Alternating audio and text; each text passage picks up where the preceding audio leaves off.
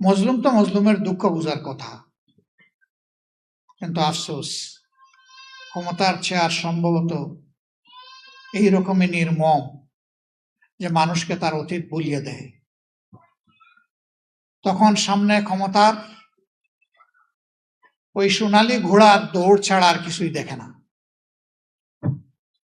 আপনারা দেখেছেন বর্তমান সরকারি দল সংসদ নির্বাচনের ইঞ্জিনিয়ারিং তারা স্বীকার করে নিয়েছে সংসদের ভিতরে। স্থানীয় সরকার প্রতিমন্ত্রী মীর শাহে আলম তিনি বলেছেন ছাত্ররা আন্দোলন করে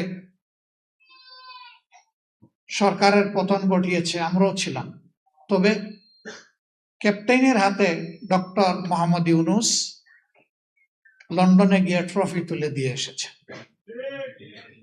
লজ্জা! আন্দোলন যে ছাত্ররা করেছে সেই ছাত্ররা এবং তাদের মা বাবারা মিলে যাকে দেশের ক্ষমতায় বসাতে চাবে তারাই বসবে। ডক্টর ইউনূস যদি এটা করে থাকেন আমি এইটারও নিন্দা জানাই, এবং এই আত্মস্বীকৃতির মধ্যে দিয়ে এটা প্রমাণিত হলো যে ইঞ্জিনিয়ারিং এর কথা নির্বাচনে উঠেছে সেটা সত্য। এখন বলতে পারেন আপনারা কি করলেন, ভোট দিলাম 70% মানুষ, আপনারা ভোটটা করে তুলতে পারলেন না কেন? আমরা কেন পারিনি তার জবাব আমার চাইতে আপনারা কম জানেন না।